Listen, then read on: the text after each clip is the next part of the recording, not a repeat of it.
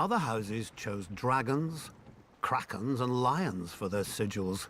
We Tullys took the trout, that most terrifying of fish, especially when it leaps out of the water. I suppose you don't have many options when you live in the Riverlands. Could have been worse. We could have been minnows or wheat. After all, we make a lot of it. Though our land doesn't get as fertile as ours just by water. The old river kings, storm kings, and the kings of the rock spilled blood here for thousands of years, squabbling like children over a new toy, until the Ironborn came and spanked them with their axes. Under Harren the Black, their kingdom stretched all the way to the God's Eye, where they built the largest castle Westeros had ever seen. Maesters teach that Harren was a fool, but he had some sense. If you're going to enslave and torture an entire people, you best have thick walls to hide behind. But the very day the last stone was laid in Harrenhal, Aegon Targaryen landed in Westeros. As soon as he saw Aegon's host on the horizon, my ancestor Edmund led the mass desertion of Riverlords to Aegon's side. I doubt Harren even noticed. The problem with huge castles is they blind you to what's outside, both by their size and the arrogance they inspire. Not that the Ironborn ever lacked for that. They take pride in their ignorance of every trapping of civilization, though any baker could have told them that fire turns stone walls into an oven. And so Harren the Black finally lived up to his name, and the Riverlords swept the Ironborn back to the sea. In return for Edmund's service, House Tully was made Aegon's new Lord Paramount of the Trident, and all the other lords had to swear us fealty.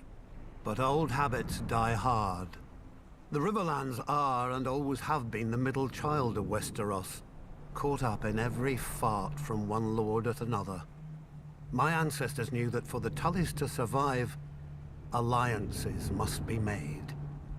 Our trout has swum up so many rivers over the centuries and leapt onto so many plates that it's a wonder half the realm's sigils don't have fins by now. Thus, every Tully child is taught family, duty, honor.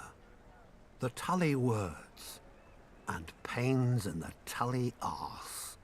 When I returned from the War of the Ninepenny Kings, people called me Sir Brynden. But my older brother Hoster called me Engaged. A great match with a very rich house, to be sure. But I just fought and killed a great deal of men and had no desire to be told when and whom to marry. I broke ties with him, earning the name Blackfish along with my personal sigil, a much more intimidating black trout.